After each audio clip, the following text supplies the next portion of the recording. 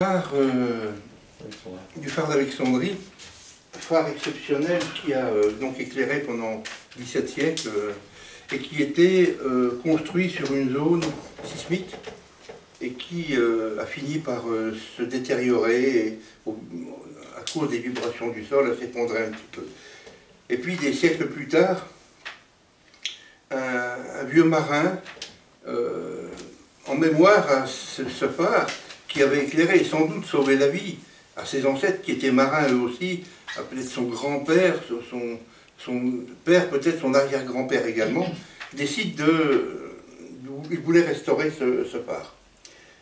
Alors il va et il trouve un sarcophage, c'est assez étonnant, il trouve un sarcophage.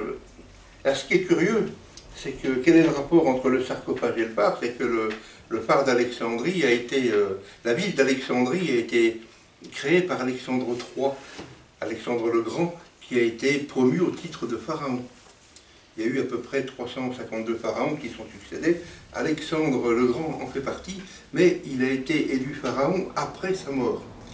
Ça, l'histoire ne le disait pas. Et pourquoi il a été élu pharaon après sa mort? Eh bien, c'est ce que je me propose de vous expliquer maintenant. Donc ce vieux marin trouve un sarcophage et difficilement, mais il l'ouvre.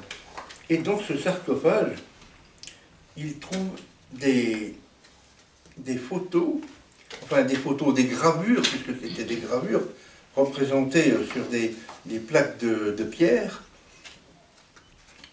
donc dans lesquelles on voyait des images de pharaons avec leurs noms gravés dessous, pour qu'on puisse savoir de qui on parle. Et ils n'étaient pas tous là, mais il y avait les principaux, les plus connus. Et alors, il décide d'en choisir 3 pour décorer la salle principale. Alors, ce que je vais faire, on va le faire avec Vincent. Vincent, je t'explique comment tu vas procéder. Dans un moment, tu prendras le jeu, et du milieu du jeu, tu prendras quelques cartes. Peu importe le nombre, hein, tu vas prendre les cartes, tu vas les compter, et tu les mettras sur le jeu. Okay. Moi, je ne vais pas regarder ce que tu fais pendant ce temps, je me retourne. Donc, tu prends du milieu du jeu un groupe de cartes, tu les comptes, et puis tu les mets sur le jeu. Et tu te rappelles de ce nombre de cartes, tu me dis quand c'est fait. C'est fait. Très bien. Alors maintenant, ce que tu vas faire, imagine que tu aies pris 3 cartes. Tu feras 3, tu regarderas la 3e, et puis tu remettras tout ça dans le milieu du jeu. Okay. Si par hasard tu en as pris 5, tu feras 1, 2, 3, 4, 5, tu regarderas la dernière, tu la mémoriseras, et tu remettras tout dans le milieu du jeu. Okay. D'accord? Alors je te laisse maintenant compter à ton nombre que tu as en tête, pour sélectionner donc la carte qui va se trouver à ce rang. Et puis tu remets tout ça dans le milieu du jeu. Voilà. Maintenant tu prends le jeu face en l'air. Ouais, figure. Ouais. Tu sors la carte que tu as choisie, mais tu en sors 2 au hasard en même temps, et tu mets les 3 cartes face en l'air dans n'importe quel ordre, pour que je ne sache pas moi laquelle tu as pu sélectionner. C'est fait. C'est fait? Bien, tu peux me les donner les 3 s'il te plaît?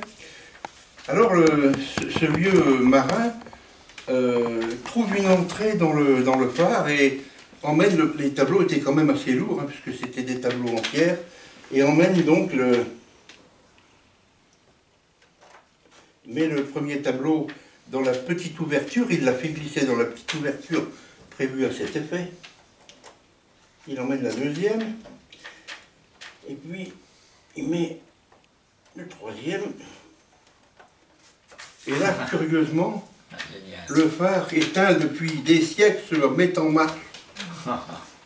Alors, ce qui était curieux, c'est que quand il retire, c'était la photo d'Alexandre, Alexandre le Grand. Et devant ce miracle, eh bien, c'est de là qu'on a décidé de donner le titre de pharaon, pharaon d'Égypte, à Alexandre III grâce à la rénovation de ce vieux briscard de marin. Maintenant, vous savez pourquoi Alexandre le Grand a été élu pharaon après sa mort. Bravo, Didier. Ce qui est totalement faux, parce qu'il a été